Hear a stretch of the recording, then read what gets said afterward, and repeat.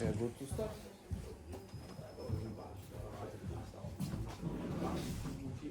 So, my two friends, Oleksii, former colleague from DTU Health, CEO, founder of Lightnovo, and Yaroslav, also from Lightnovo, have kindly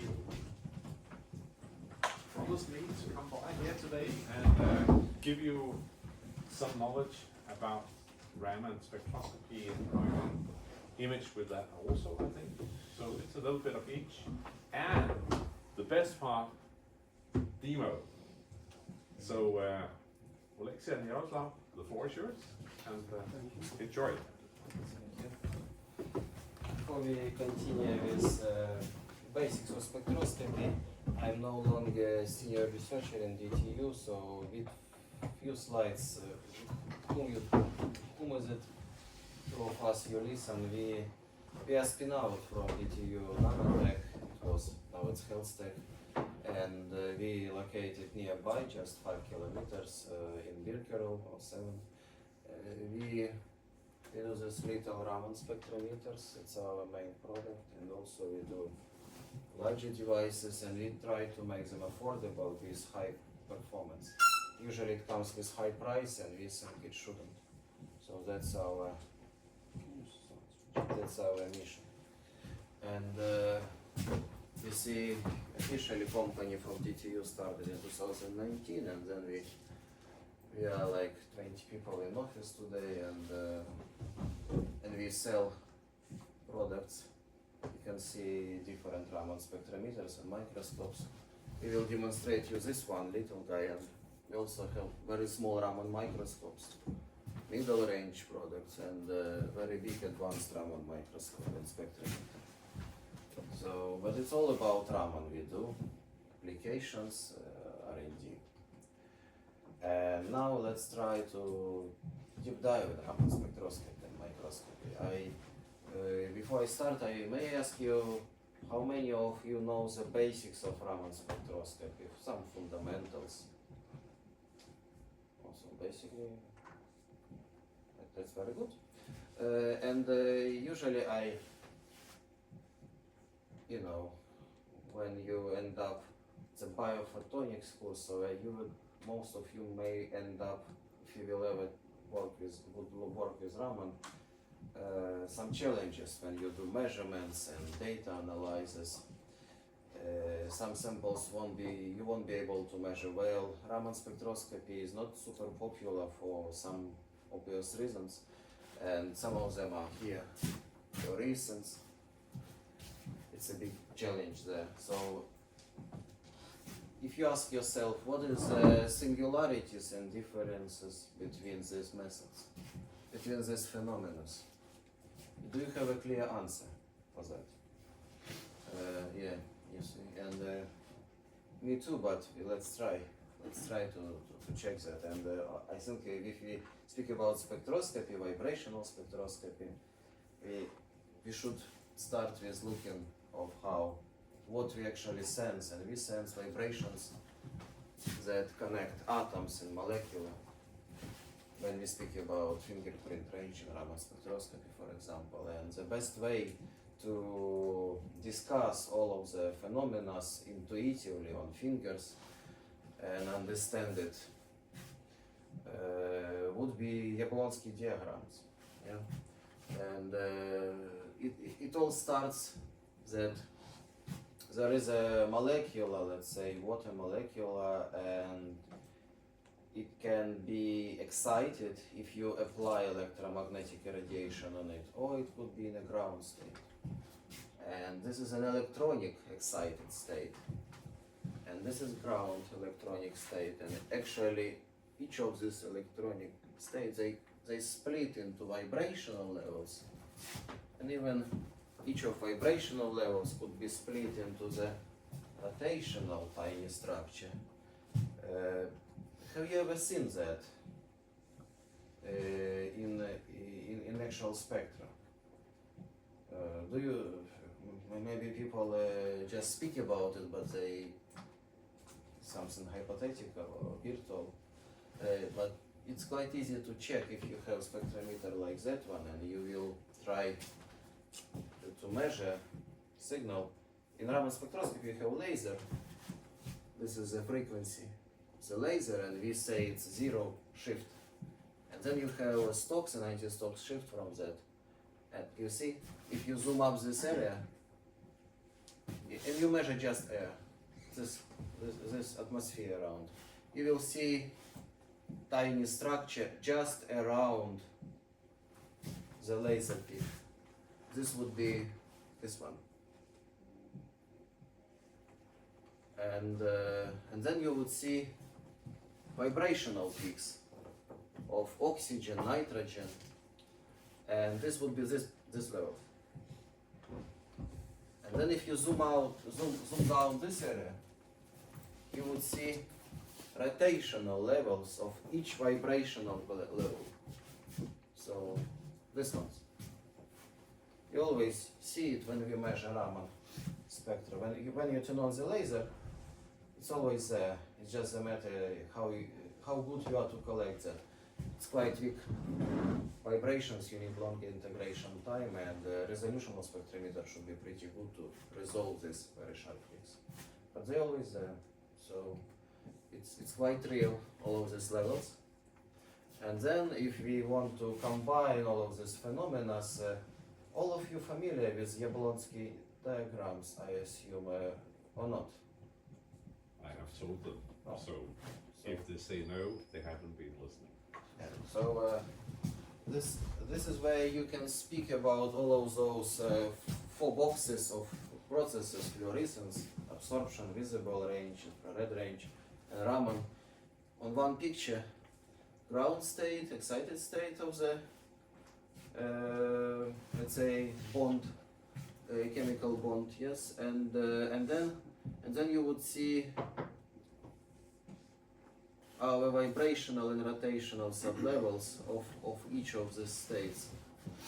And if you have infrared absorption, it's just that direct process. You have your radiation, electromagnetic, and when it goes through media, portion of light resonantly interact with your sample, with your molecule, because they oscillate on the same frequency as your infrared radiation, and it's resonant absorption here, because energy matches.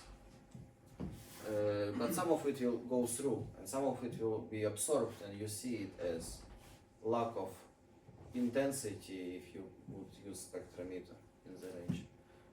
And the same happens in visible absorption spectroscopy, but energy is higher. Let's say it's visible range, and it already would interact with electronic state, which is also split on the same vibrational levels as here. They are the same, these levels. They just, they split excited state. And of course, if you go into this, there are very many electronic levels. And typically in spectroscopy vibrational, we discuss the lowest in energy electronic state, because that's all where all processes happen. And then this is valence electrons, you know, the shell of the atom. This is where we see our fluorescence phenomena, for example, and resonance Raman phenomena. So Raman and fluorescence, they are here, but we will deep dive into this a little bit later. And that's where I would like also Yaroslav to step up. Yes? Isn't the ground state above zero? In the last slide it was depicted as the ground state was at zero energy. It is zero. I thought it was some energy. From quantum mechanics, yeah, there is some shift, so it's not like in the potential, yeah, there is some shift, but we just say that it's zero in principle, it's just some constant offset depending on the potential. Yes. And it's actually good to hear that some of you are familiar with quantum mechanics, so how many of you did quantum mechanics as undergraduate? Okay, pretty much everyone. And basically, because here I just want to deep dive more into like show Feynman diagrams. Have you seen Feynman diagrams before? Okay, because the lecture earlier this morning, then they taught you a bit about multiphoton processes, second harmonic generation, and for these processes usually they do Feynman diagrams to describe it theoretically, but I just want to show that Feynman diagrams can be used for Raman scattering as well, for this theory, because Jablonski diagram sometimes is quite confusing when you have basically fluorescence. It's something is excited to some certain state, and then you have emission from that state to lower line levels, and this is called fluorescence. Okay, I was showing relay scattering, but fluorescence, so you excite and then it just relaxes, and then with Raman the same thing, and then the diagram looks more or less the same, but the only thing they say that in fluorescence there is some lifetime of that excited state, in Raman there is zero lifetime of that state because it's happening instantaneously.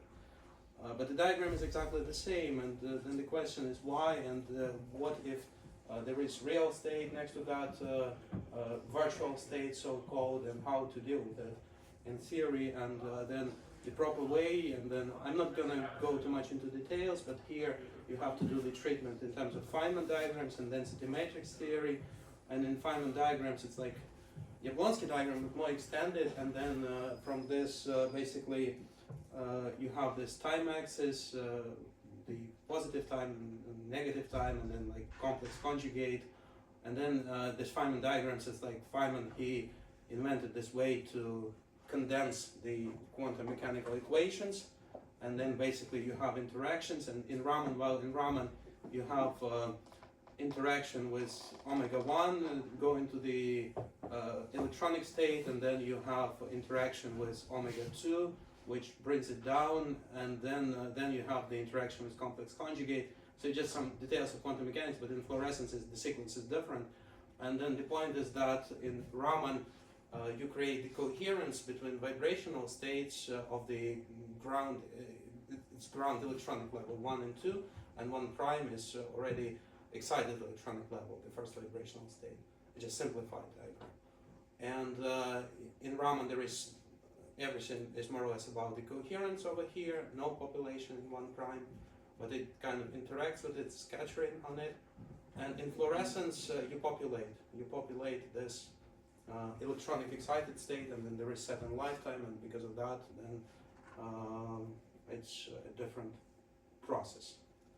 And this also includes resonant Raman, and then if this treatment in terms of this density matrix theory and Feynman diagrams is taken into account, then you basically what's important is you have a resonant term over here, and then when the real electronic level is close to the virtual level, so when you excite in the absorption band, then you have enhancement of Raman signal. And so this is one of the effects they explore, for example, in 2D materials and in other materials as well. And then even going beyond, the theory also explains if we consider other terms, it explains why, for example, low frequency Raman modes, they are intense and things like that. And the same theory is actually explained in relay scattering without shift of wavelengths in Raman scattering as well. So then I'll pass it on to Oleksii. Yeah. I would bring us back to more intuitive level of understanding of vibrational spectroscopy principles, where vibrational modes appear at which frequency range. So for you to understand, let's say, if there is a hydrogen and oxygen bond, or carbon to hydrogen bond, these atoms, they have masses, each of it, and the frequencies of the oscillation depends on the mass of each atom. Let's say if it's metal organic, metallic atom is way more heavier, so such vibrations, they would appear because of the mass of the atoms in a lower frequency range always. The same type of vibration, say valence vibration, it will stretching vibration, it will always appear less in energy than, let's say, CH vibration at the same time. Because of this intuitive understanding, it's in the first approximation, it works like that. And then there is strength of the bond as well. So the stronger the bond, the higher the frequency of oscillation would be. Let's say you can understand it. It's actually CH, it's water molecular, it's OH, and it's the same valence bond here. However, bending vibration do not change the distance between atoms, and it's less in energy because of that. If you compare it with the stretching vibration, because there you need more energy to change the distance. And it always like that. Bending vibrations, they appear less in energy than stretching vibrations. It's also a common rule. And also, the more complex your molecular, the way more variety of peaks you will get in your Raman spectrum. So this is, if you measure Raman spectrum and you see a lot of peaks, you can also understand. Or if you see a few peaks, you can also understand about the complexity of your molecule. And another interesting fact that in the broad electromagnetic range, let's say molecules here, because of the light from sun, they all excited in this typical range. How to understand when vibrations will be frozen? Let's say H nu equal kT from that. Since you know temperature in the room and you know this constants, you can understand that at room temperature, the oscillation frequency would be around 200 inverse centimeters. So if there is no light from sun, from the lamps, it's just temperature that regulates electromagnetic range in the room, and our water molecules or other molecules in the air, they would be all frozen because their energy is higher, much higher vibrations. So it's just another interesting fact for you to understand. And when we speak about Jablonski diagrams one more time, you see we discussed vibrations. They are in approximately mid-infrared range. This CH stretching, bending and other type of vibrations, they would appear here in mid-infrared range, so-called. But if you have agglomeration of molecules, they would be connected with hydrogen bonds or van der Waals bonds. They would appear at lower energy. So basically those that you can activate at room temperature. And they would be responsible for the structural conformations of the samples that you study. That's why this is very important range if you want to understand some conformational changes, polymorphs and so on. And now let's try to just compare singular methods. We all know that infrared absorption spectroscopy can track molecular structural changes and chemical variations in the same mid-infrared fingerprint range. But how they differ compared to Raman? Let's say we have a molecule and we have electromagnetic energy, light-matter interaction. And the first process of absorption would create infrared spectrum. And here I show that the same vibrations of water bending and stretching that are, as we understand now, they are high in energy. They would appear on the same frequencies. If you do quantum chemical simulations, they appear in the same positions. But with a different peak ratio that we will discuss later. And Raman, it will be a secondary process. It's emission of light. We call it scattering because there is a differentiation between fluorescence, which is emission, and Raman, which is scattering of light. However, you need to absorb quantum of light and then emit quantum of light. And there would be some selection rules. Let's say if there is an infrared absorption, it's a very nice example of molecular CO2. There would be type of vibrations, when they appear, you already have electronic cloud of your molecule would be shifted, so you already have a dipole moment. And this is a possibility for electromagnetic light to be absorbed.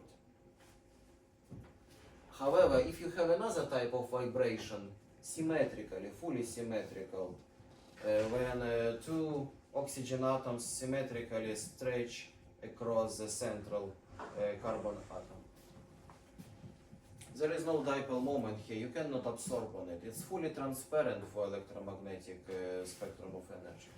But you can induce polarizability with laser, and it's very Raman active one. So this is a nice illustration for you to understand if you measure organic molecules, CC, the skeleton vibrations, they would be always more Raman active because they are more symmetrical by their nature of oscillation.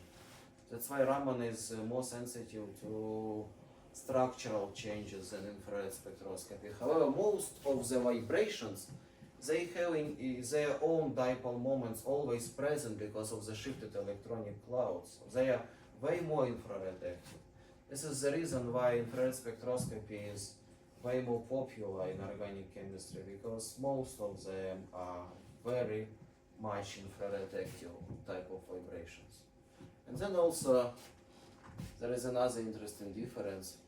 In infrared absorption spectroscopy, you always deal in the same spectral range in infrared. But in Raman, you can get the same peaks with the blue laser, green and red laser. And then you can use it. Let's say if you have fluorescence issue, you can get far from resonance or get closer to the resonance absorption. If you compare Raman and fluorescence of the same media, of the same sample, spectra may look way different. It's when you look at this, it's very hard to imagine that these two methods, they have similarities. And on Yablonsky diagram, it's hard to see these differences, but we can add some description to it. We say normally that Raman induce polarizability of the molecule, and virtual state exists during the light matter interaction. Let's say if it's a pulsed laser, pulse duration is gone and virtual level is gone, and Raman process disappear immediately when laser pulse duration ends. But with the fluorescence, it's a different story. With the fluorescence, you have relaxation time and energy losses inside when it migrates. And the reason here it's collisions from molecular to molecular. That's why energy losses appear. And there are ways how to minimize those collisions. There is something called Spolsky effect, very nice phenomena. So if you freeze down your sample to hydrogen temperatures, liquid hydrogen temperatures, you see fluorescence was brought and then becomes sharp. It's way more looking like Raman now because you reduce collisions. Another way in gases also. Then Raman and fluorescence, by spectral pattern, they become very similar. They are still fundamentally different because one goes from virtual state, another goes from real electronic and vibrational excited electronic states.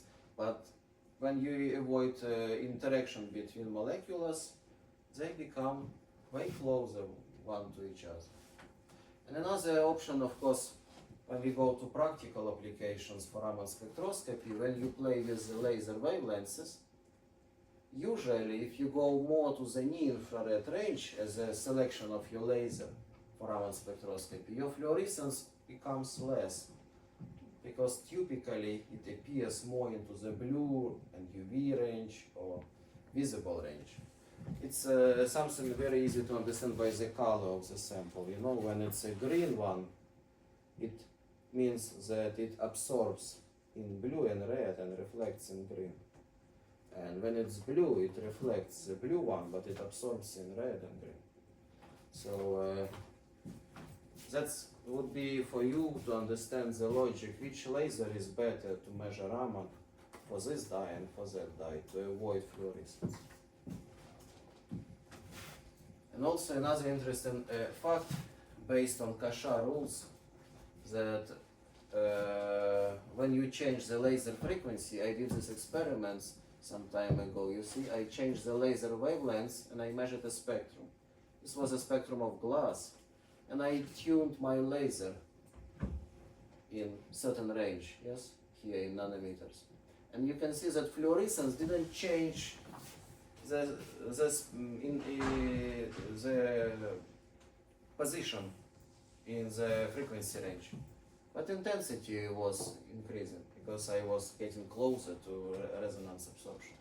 And when I tried to measure Raman of some, let's say, amino acid, phenyl L-arginine, you can see when I change the laser, Raman peaks of all peaks of this drug or of this amino acid, they follow.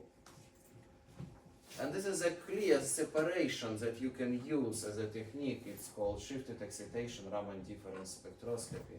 If you have fluorescence and Raman, try to use tunable laser, and then fluorescence wouldn't change in the frequency and Raman would follow. And this is how you can separate them. And you know, the reason is it was discovered by originally from Ukraine scientist who then immigrated to US, Kasha, and it's called Kasha rule. Doesn't matter where you excite with your laser, is it in green, in blue or red range here, yes, in this area.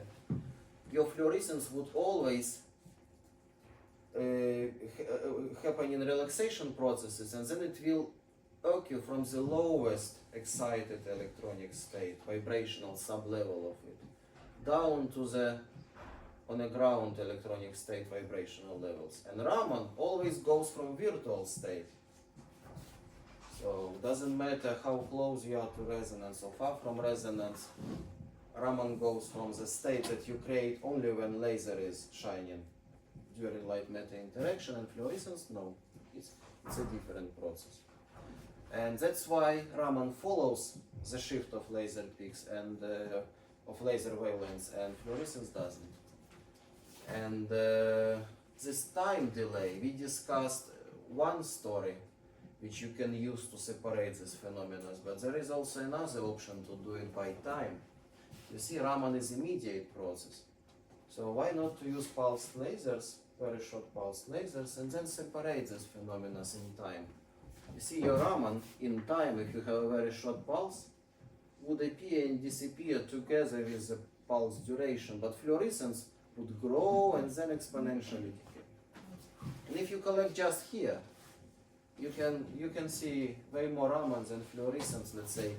At 0.5 nanoseconds, it's just Raman window collection. And in 2 nanoseconds, in 2 nanoseconds, you see already still quite a lot of fluorescence and Raman. And actually, we tried to reproduce this in DTU here, and we still struggle with some challenges of synchronization of the laser pulse. It's just 2 picoseconds in our sensor. So it's a little bit blurred here. This is time, this is spectrum domain. Technically it's hard, and there are novel fast imaging sensors appear, not just point detectors that can do it fast. Yeah, in Lightnovo and in collaboration with DTU, we also try to be on the front end of this separation between fluorescence and Raman techniques. And now, since we discussed these singularities and differences between Raman, fluorescence, infrared spectroscopy, and UV visible absorption spectroscopy, I think if you ask us again the same question for different phenomena, tell me, is it cleaner now? Slightly, yeah, maybe. So let's say, for me, the message out of this discussion is that Raman is a process that never appears standalone. You will always induce fluorescence if you are getting closer to absorption. And if you ask yourself a question, how to minimize fluorescence, because quantum efficiency of fluorescence is much higher, you may not see Raman peaks at all at some point. Well, probably you should first check your absorption spectrum and select a laser to be far from electronic absorption. Then you have automatically less fluorescence. And then if you don't see much in your Raman spectrum to understand your research tasks, I don't know, some interactions between molecules, intermolecular interactions, which are way more about the shift of electronic cloud. Right? Raman is not sensitive. Then go to infrared, because this is where it's more sensitive. But if you want, if you use infrared and you don't see enough structural changes, infrared spectroscopy, FTIR, go to Raman, because this is a technique which is by nature more sensitive to structural changes, because you can induce polarizability for symmetrical vibrations. Sometimes this is the case. And usually at this point it would be nice not just speak about this, but see how it works in practice. So I show you screen from another laptop.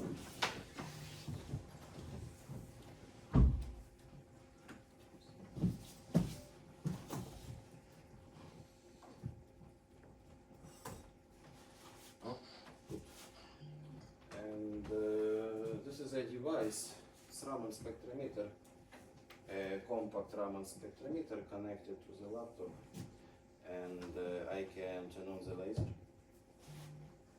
and you can see it's a near infrared laser, so you don't really see radiation, but you see blue spectrum and red spectrum. It's our patented technology. We always measure polystyrene. So blue spectrum is inbuilt polystyrene spectrum, and the red is actual sample, but there is no sample, it's air. So if I would direct it towards window, you see peak absorption. I can remove the reference channel. You see peaks goes down. It's actually emission spectrometer. From the sun, we expect a homogeneous spectral profile. And those peaks that go down in this near-infrared range, it's absorption of water, CO2 and other molecules we have in the air.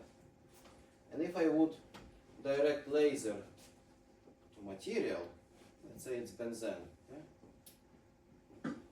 We would see Raman spectrum of it. And benzene has benzene ring, and you can see the strongest peak.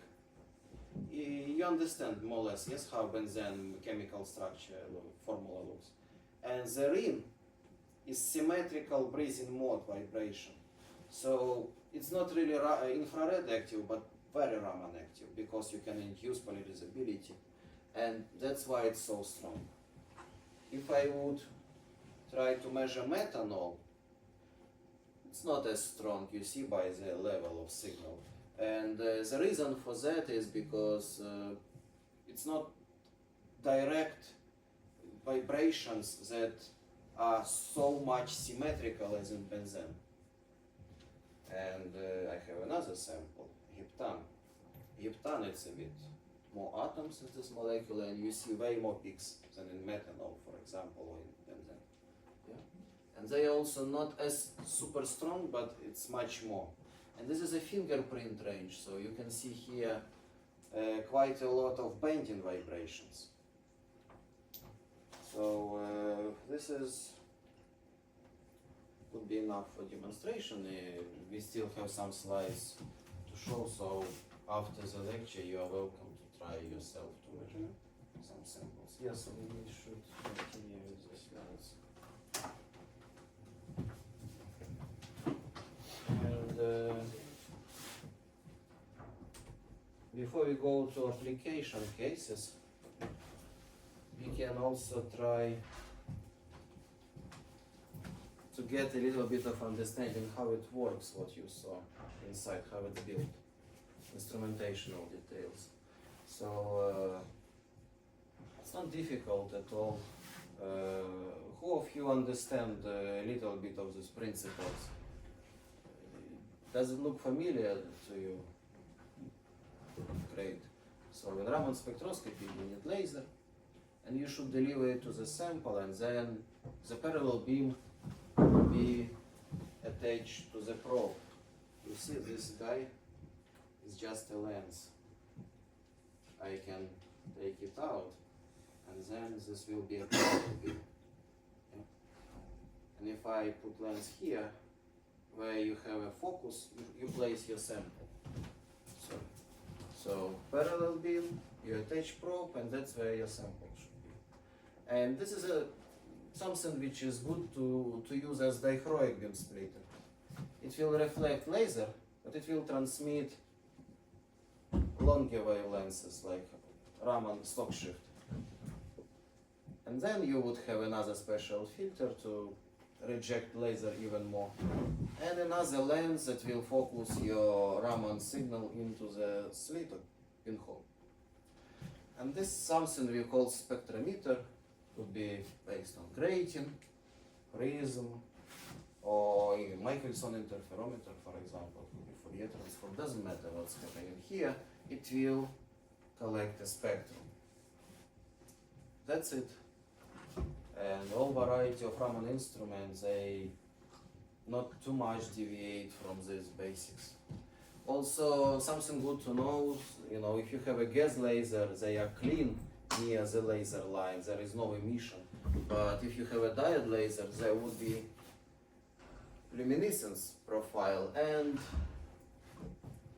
narrow, very strong peak, where you enhance portion of luminescence in resonator cavity. And this is still strong, so you would see only luminescence from laser if you won't block it with laser cleanup filter, which you usually place here. That's it.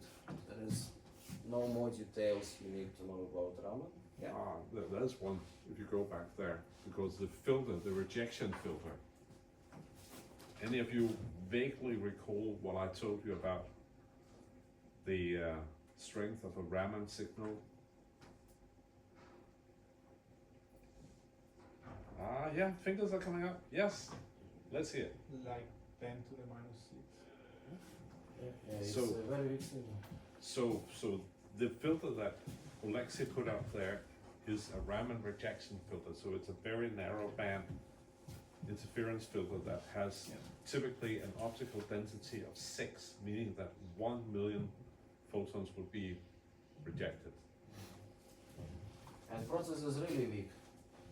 It depends on the polarizability that you induce for particular vibrational bond, but it could be as weak as, let's say, 10 and 12 photons from laser will generate up to 1 photon from Raman. It could be an order of 6 difference or 12 difference. Let's say the signals that you saw, we have detector which can actually we can recalculate it to the number of photons per second, and this range was here around a few hundreds. This is the CMOS sensor counts with the quantum efficiency of 50%. It means that we can recalculate it in a photon flow like 1,000 photons per pixel per second. It's not much 1,000 photons. Here we see millions or billions photons per the same area per second. So it's really weak signal, and equipment should be sensitive to see those photon levels.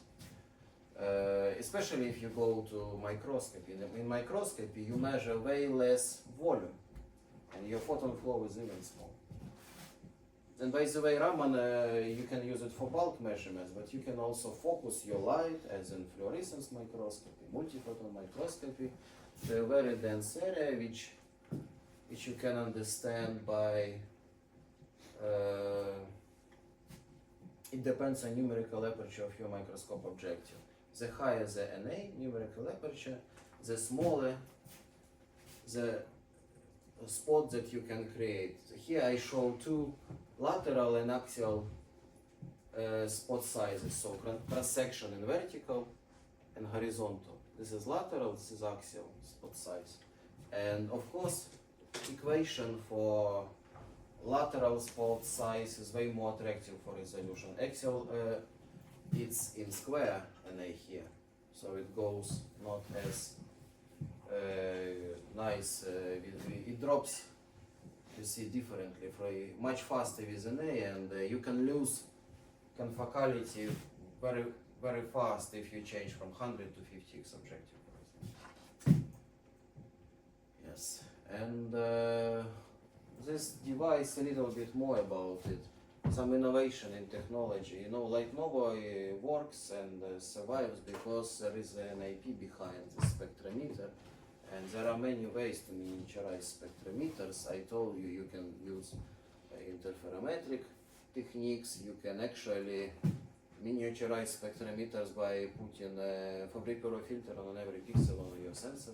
You can do it like that, and you can do planar Fourier spectroscopy, like Raman on chip, but here some sensitivity issues, how you put your energy into the chip and how you get it out to the sensor, so you lose quite a lot of energies there.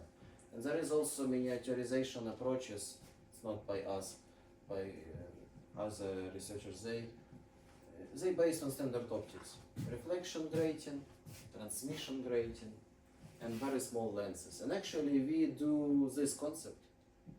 However, no matter how much you want to miniaturize spectrometer part, you still need a laser which is bulky, and you need a Raman probe which is bulky. And we, in our company, we solved one issue. Actually, I solved it in DTU as postdoc and the researcher. We split laser into two portions, and one constantly shine into the inbuilt polystyrene. You saw, yes, on the demonstration. We always calibrate on this polystyrene. So basically, laser is non-temperature stabilized, it shifts. And in Raman, you are not allowed to do it. Otherwise, your Raman peaks, you cannot trust their positions, and you cannot do chemical identification if your laser wavelength drifts. But since we have inbuilt reference of polystyrene, we know peak positions of polystyrene. We calibrate every acquisition. You see its time and its reference channel and actual sample. And after calibration, it's quite good. So that's what we do every acquisition. And actually here, since it's tunable laser, we can split fluorescence from Raman. As I told you, fluorescence doesn't shift, Raman shifts. So it's also side track. There are some benefits of that. And since we have a reference channel, we can also calibrate on laser power fluctuations, and device becomes very nice for quantification purposes. So we reached very nice calibration. It was methanol in vodka case, and we actually even reached very low detection limits with it. Another interesting approach, you know, if you want to do measurements like this, get something through the barrier, like plastic or glass, let's say it can be very luminescent or fluorescent. And if you deliver your laser excitation slightly off axis, this barrier here would be shifted on your sensor in a special direction, and you can collect your Raman way more efficient. So if you are good in alignment and laser goes through your lens on axis and you backscatter and collect also on axis, that's how your spectrum would look inside the bottle. But if you deliver your laser slightly shifted, that's how it looks. So way less interference of this barrier, like a bottle. It's something else we can do with it. And we do many applications with mini Raman. One of it is, it's quite nice. We apply plasmonic substrates, search substrates flexible on the surface of fruit, and we see pesticides on it. This is also quite nice. You know, when device is so small, you can be in supermarket and check if there are pesticides. But if we go to Raman imaging microscopy, this is also a great power of Raman.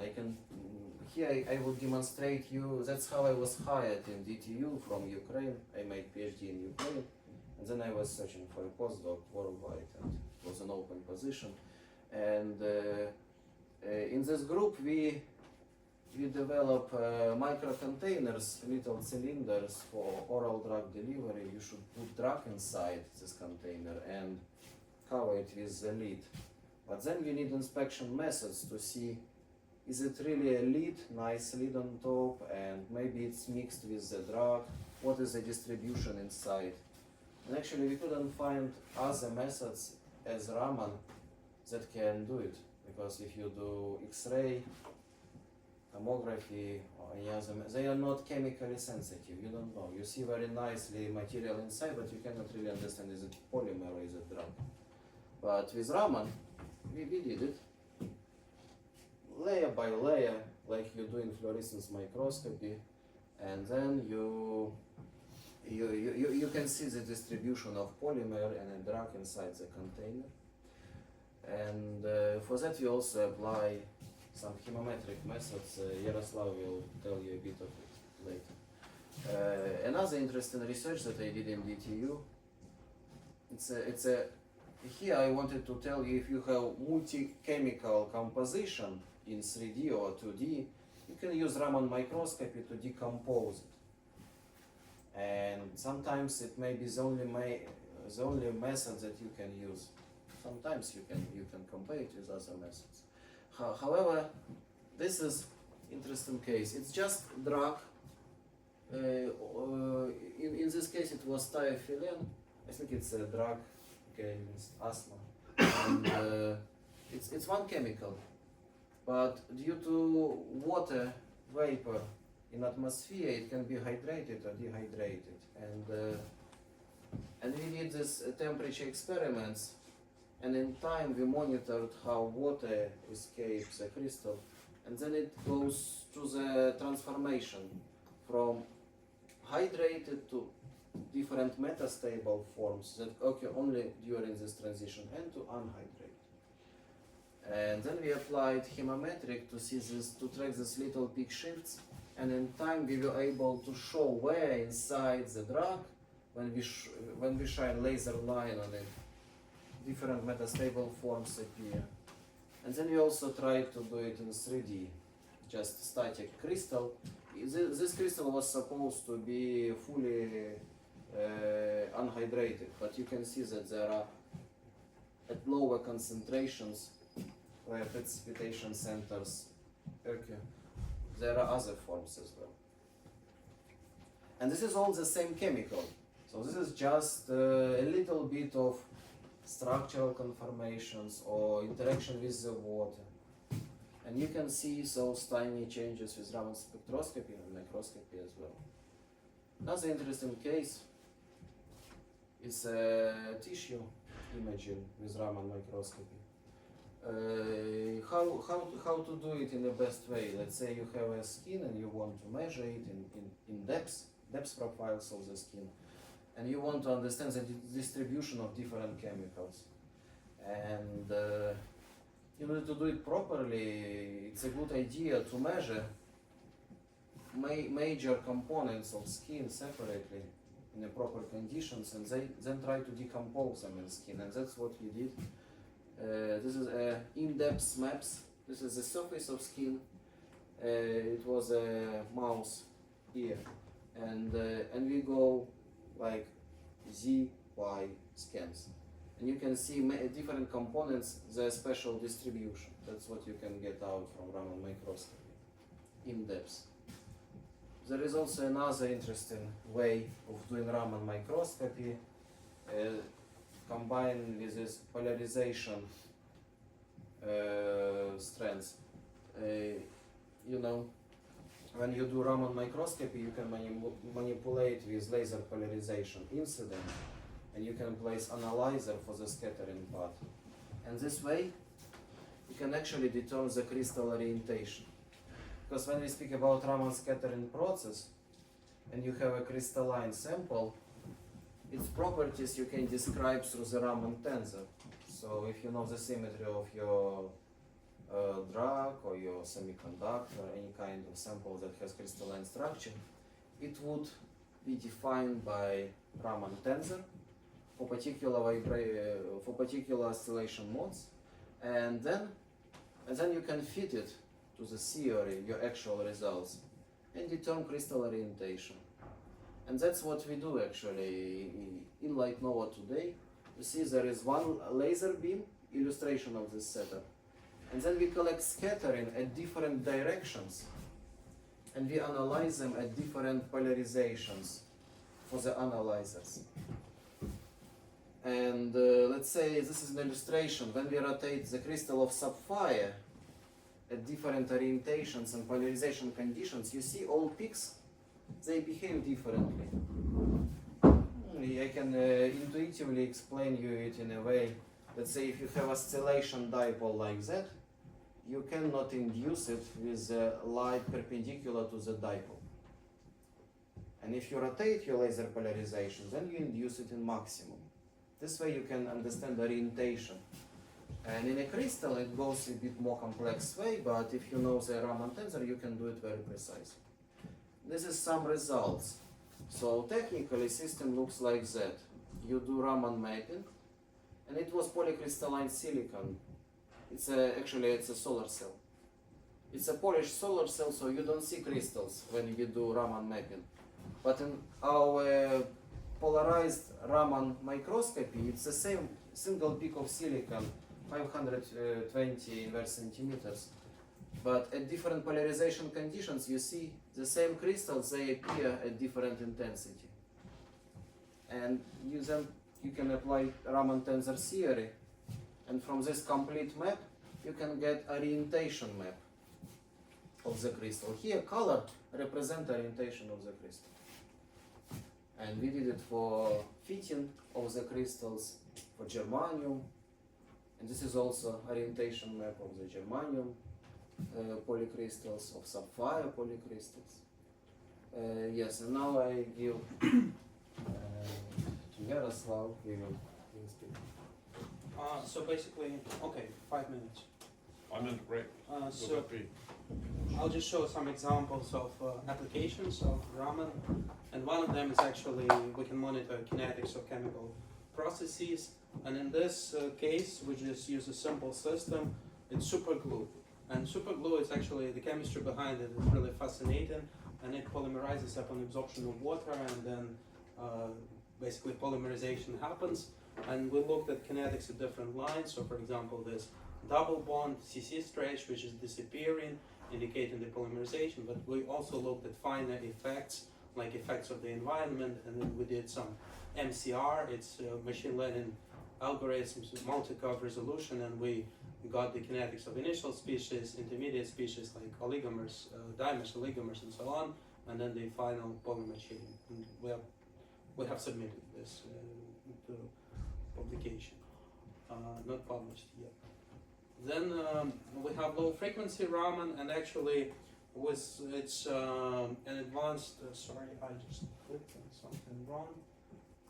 And it's when you look at low frequency region, you can look at intermolecular interactions, supramolecular structure, Aulin modes, which is relevant for different industries like pharmaceutical industry, semiconductor industry, polymer industry, as well as biomedical diagnostics. You basically look at how molecules interact in this spectral region below 200 wave numbers. Then another application was Raman. As Oleksii mentioned, Raman, there is fingerprint region, and by looking at this region, you can identify different materials. And here's an example. Okay, and actually another thing is that fluorescence is the enemy of Raman, and in some materials, you just have some fluorescent spots, like fluorescent inclusions in gemstones. We came up with algorithm when we measure multiple spots, and we use outlier correction method to remove this bad spectra with fluorescence, which are not good for identification. And then we also are actively using machine learning in our company. And for example, this is machine learning pipeline for gemstone identification. And then we use different models and we compared them, and random forest turned out to be the best model. And it's much better than just standard library search, because typically in Raman you do standard library search, but when you instead of library search you use machine learning, it would give more advantage. So for example, 99.9% 3% precision compared to 85% with standard library research. And this is actually shown in this graphs. So it's confusion matrix. And confusion matrix, its diagonal components are correct recognitions, off diagonal are misidentifications. And this is how it looks with our random forest-based machine learning model, and this is how it looks with standard library search with Pearson correlation. And so that's basically it, and we would like to thank you for your attention, and maybe we still have time for questions. Or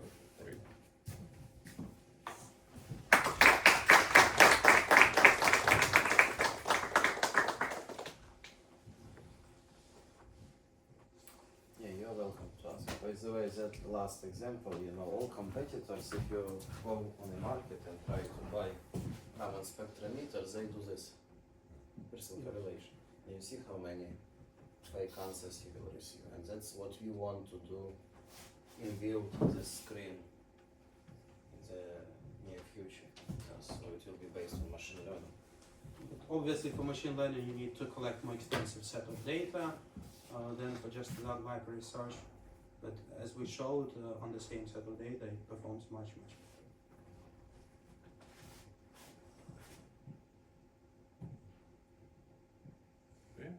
Just ask. So maybe one question. I think you kind of answered it. What is the main thing that kind of differentiates you from like other companies? Is it like the reference you're measuring and already like kind of incorporating in the signal? I think you showed in red. It's already taking the reference signal measured in mind. Is it?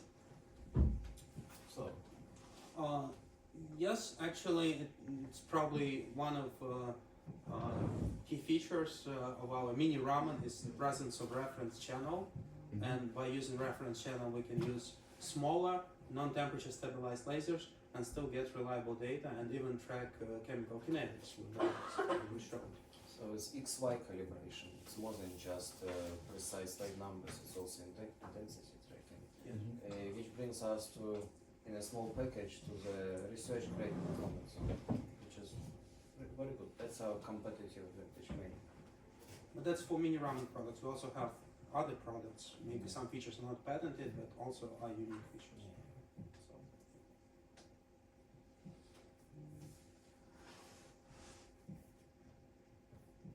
So, ladies and gentlemen, this is what happens when you work here, that you occasionally get the itch and want to do a startup company. So this is also a possibility if getting a fat, well-paid job with Novo or NKT Photonics is not your hottest ambition, then there's also ample amount of opportunities for making a spin out. If you want to try this environment, you're welcome to visit Lightnovo. Yeah. You can maybe help us to assemble devices. Right now we assemble 300 mini Ramans to refill the stock, 100 larger systems and around 50 microscopes every day. So you can try that, you can try to analyze the data. If you don't ask us to pay you in return, you can always find a desk and computers there and do it. But we can also discuss, we have two students who receive salary. They hired at 150, 160 krona per hour. And then they have some commitment and they should really do things that we discuss. So this is also an option for you to try.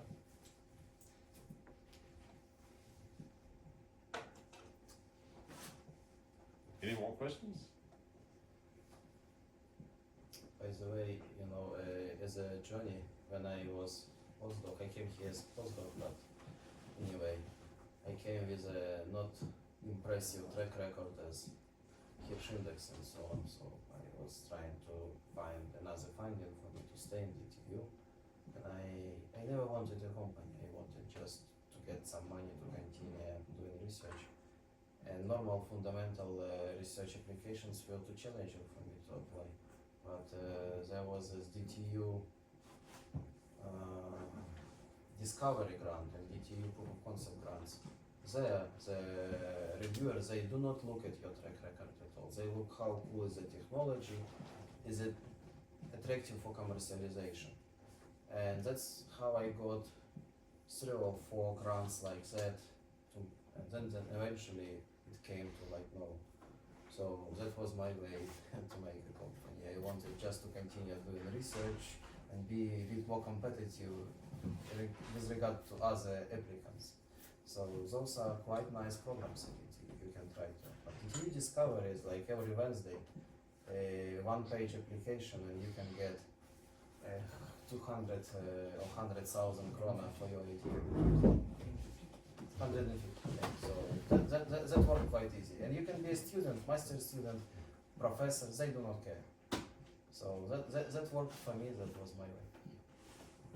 That's right. It's a very good point you make there, Oleksii. We just had some of our PhD students recently getting one of these, and it is, as Oleksii says, the board there couldn't care less whether you're a student or professor, and it's really honestly, you are judged on the business proposal you come up with. And then actually you can buy out your time working for professor, and you will be your owner of your time and idea. So it's actually your money. It's also another way of independence. Then next step for you after discovery could be proof of concept, where you can get much more money and you can hire yourself for 1 year and do it even more. That was my way actually. So there you go. Now you have 2 options for a career path at least. So that's always a good news. So I think